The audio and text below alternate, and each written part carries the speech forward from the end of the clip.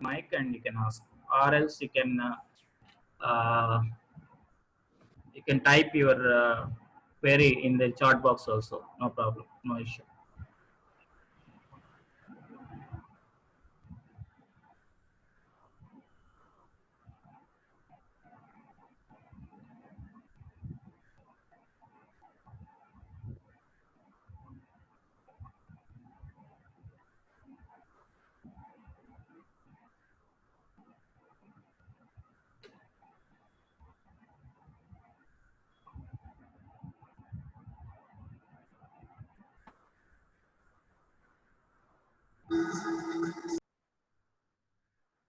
Uh, 517, you want to ask something?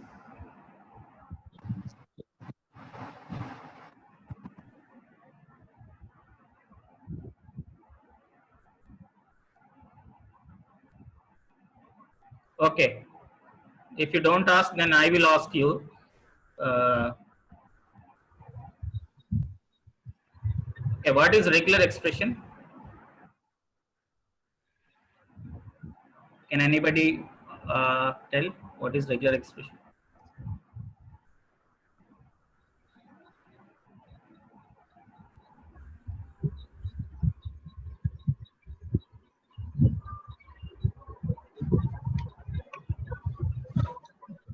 Hello?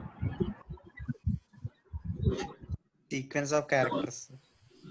Sequence of characters. No. I'm glad you answered, but I think it's not the correct answer. Set of valid words. No, no, no. I think you might have studied this, no, in your previous semester. Regular expressions are patterns used to match character combinations in strings. Very good, very good. Yeah, yeah. So what you said is correct. Yuras. A specifier to tell that a string is in a long ways or not. Okay, it is somewhat correct. Okay. Roll number 78, 578.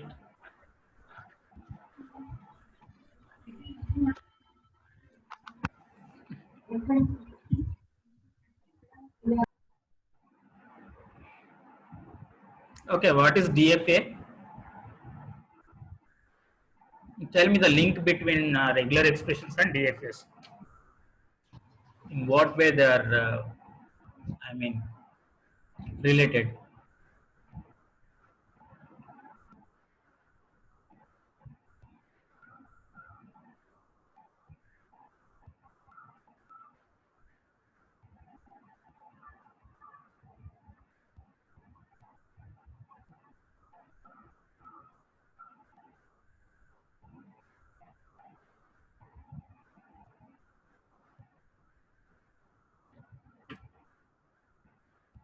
Yeah, okay.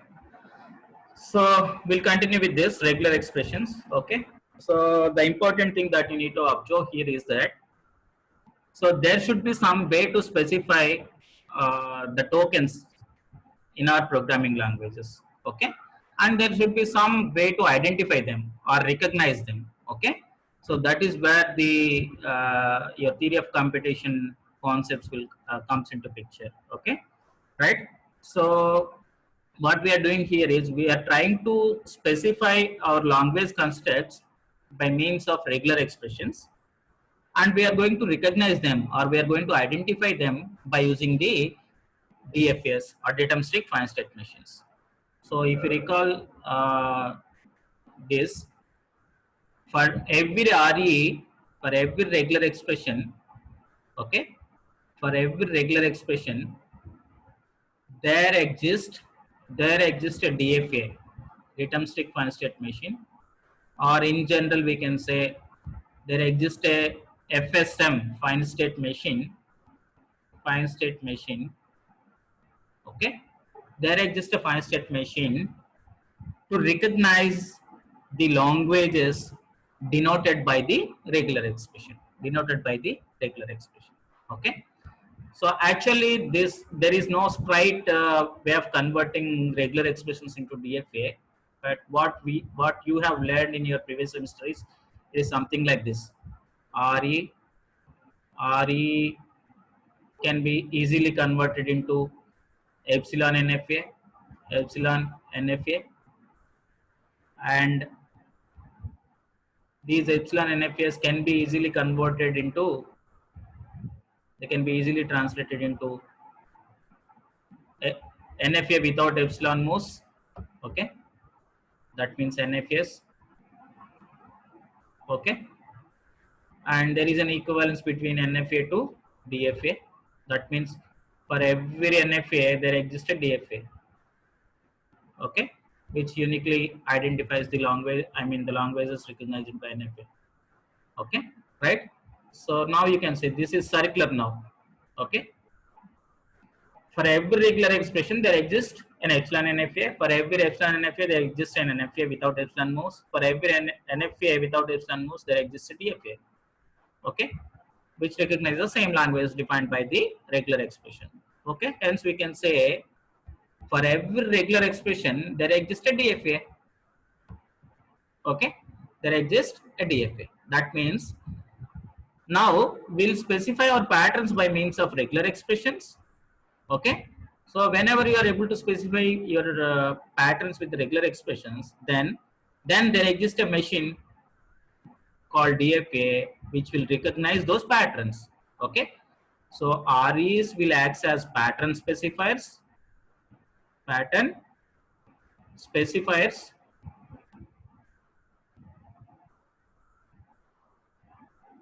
and DFAs will act as pattern recognizers, pattern identifiers or pattern recognizers. Okay, right? So if you are able to construct a pattern recognizer, a DFA, a giant machine, a giant fine state machine, which can recognize all the tokens in a particular programming language, then we can say we are done with that lexical analysis phase of that particular compiler design. Right? Okay. So our task is pattern recognition. So pattern recognition can be done by means of DFAs, deterministic fine state machines. I will give you a small example so that it will be more clear to you, right? So before going to that, let us have a quick look on regular expressions, right? So first we'll see what is regular expression, what are all the different regular expressions we have. So we have some basic regular expressions, and we have some derived regular expressions. Okay, from the basic regular expressions we can by using some operations we can combine them so that we'll get more complex regular expressions. Okay, they're often said to be as derived regular expressions, right? So let us consider this defined over an alphabet sigma. Okay, epsilon represents, so epsilon is a regular expression. Okay, still people are joining, right?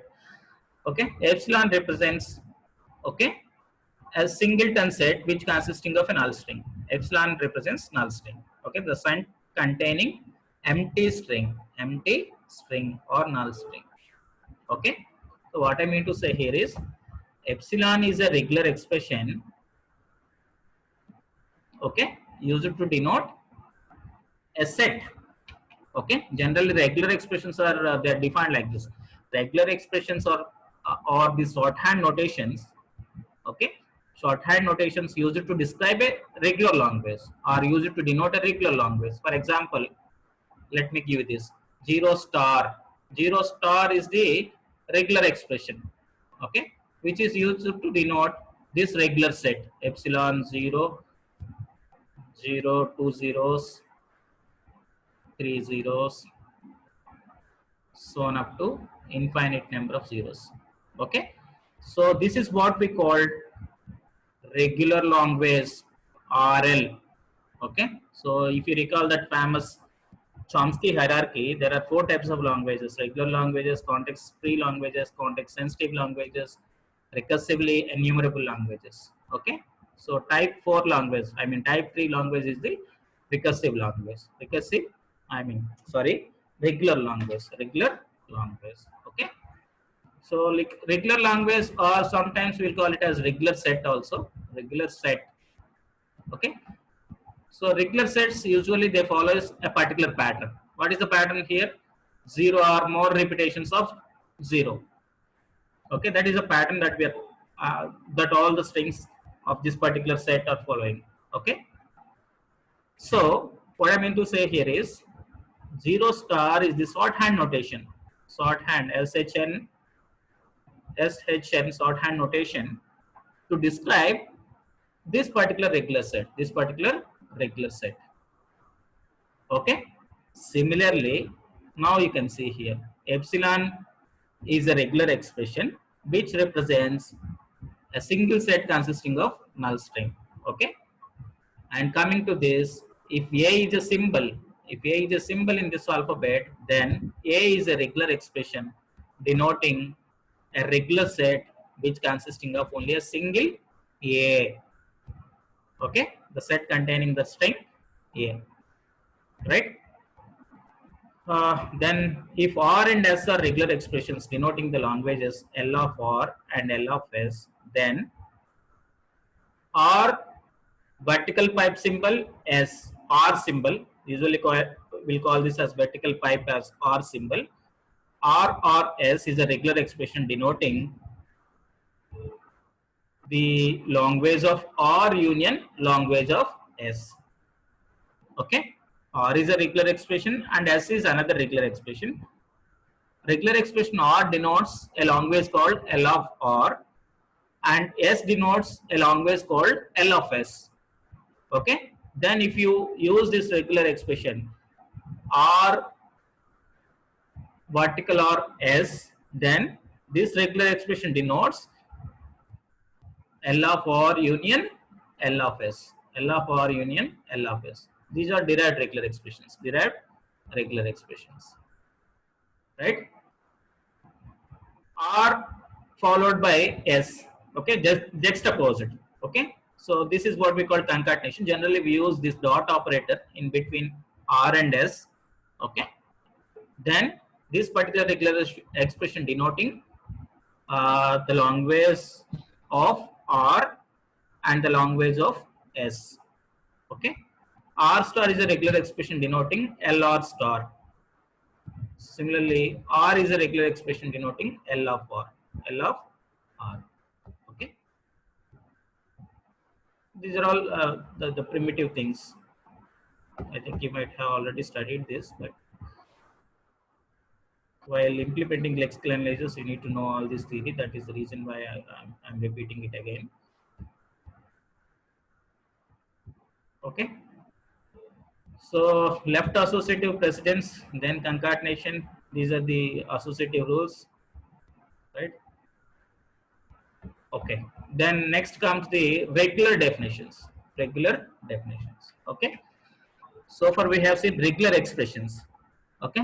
The regular definition is something called like it is a name given to regular expressions. Regular expressions. For example, like you can see, conventionally they are written in boldface.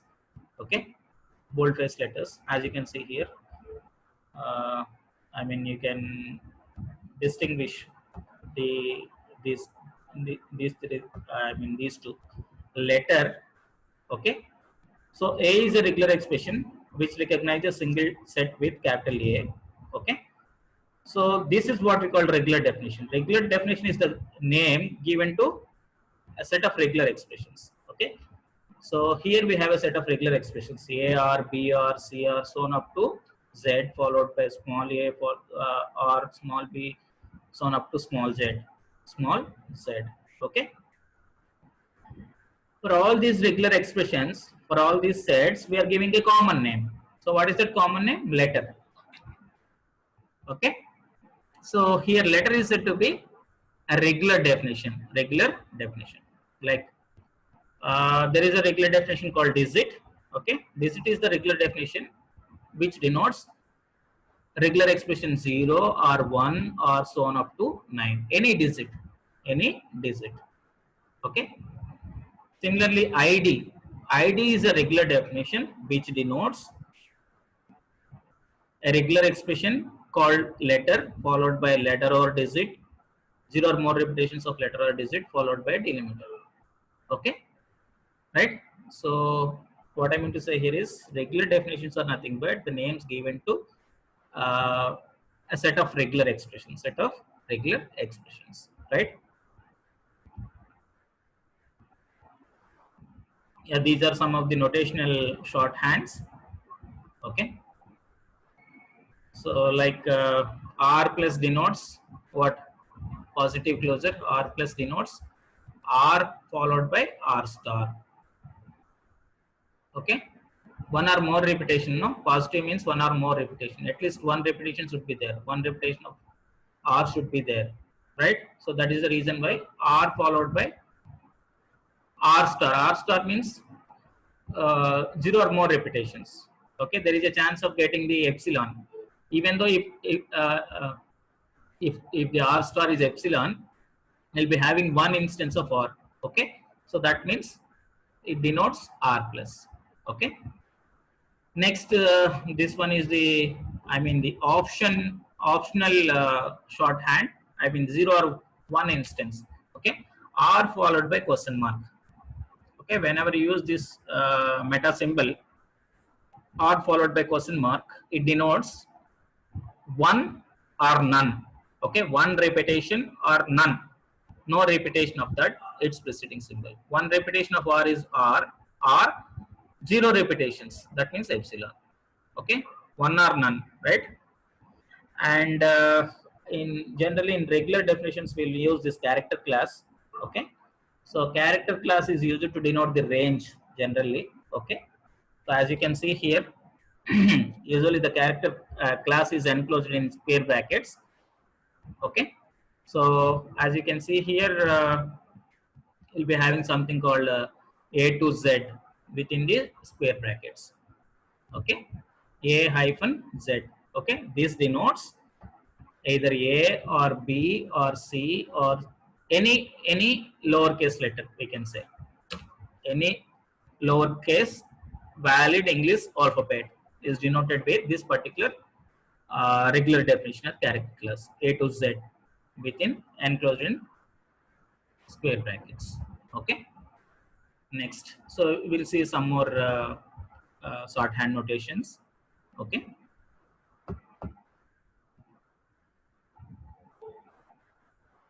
right, you can see here digit. Digit can be expressed like this. In the earlier slide, we have seen that the same regular definition is expressed like 0 or 1 or 2 or so on up to 9. Okay. Instead of that, you can use a character class 0 to 9. Yeah, so you can specify a range like this 0 hyphen 9 enclosed in character class operators, right? Next comes to this second one, digits. It's a plural. Okay. Okay. So what I mean to say here is we want to have more than one digit. Okay. If that is the case, you can have something like that. Digit plus. Okay. What is plus here? Plus is a meta symbol which represents positive closure. Okay. One or more repetitions of digits. Like digit means 0 to 9 or 0 or 1 or 2, 9 like that. Okay. So for example, digits means what are the valid string that we comes under digits? Say 1 followed by 0 or 0 followed by 9 or 9 followed by say 00 followed by one more 9 or something like that. Okay. So 9 followed by two zeros followed by another 9. This is nothing but digits. Okay. Or number we can say. Okay. Right. Optional fraction. Optional fraction is nothing but a dot. So see how it is defined. Dot followed by digits, one or more numbers followed by optional. Okay, that means dot may be followed by some digits or it may not be followed by some digits. Like that means this is valid. Dot followed by 0, 1, 2, 3 is valid, and dot followed by nothing. Dot followed by nothing. Say dot followed by nothing is also valid. Okay. sometimes we may have decimal portion, or sometimes in some strings we may not have the decimal portion. That means we are not considering the decimal portion, right? Like optional exponent. Okay, so suppose e power 5 exponential 5. Okay, right? So e generally while writing exponential numbers we'll use something like e to the power of, say, e followed by 2 followed by the number. Okay, something like this for our convenience. Okay, so this is nothing but uh, e to the power of, I mean, sorry, exponents to the power of 2, I mean 5 to the power of 2 or something like that, 5 square or something like that.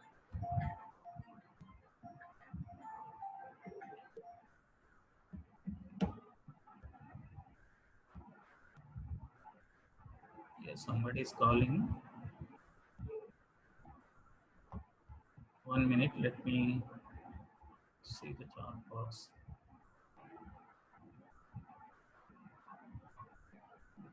Sir, Unix class ki attend అవుతున్నా. Okay, okay, okay. Okay. What flat notes? Okay. 505. Couldn't get your. Sir, wrong message, sir. Sorry. Okay, okay, right. Okay, we'll stop here then, and we'll continue in the next class. So now you can go to the Unix class, no problem. Okay. If you have any doubt, you can ask me. Otherwise, we'll leave.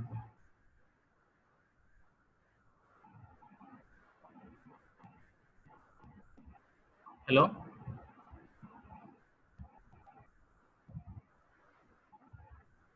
Hello. Yes, sir. Yeah. Shall we stop here or?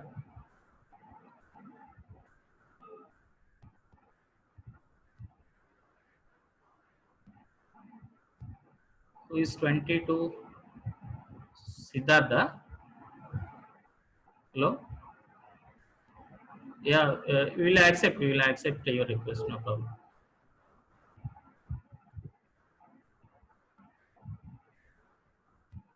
Yes, DFA is an acceptor which tells string is valid or not. Yes. Okay, we'll continue in the next class. So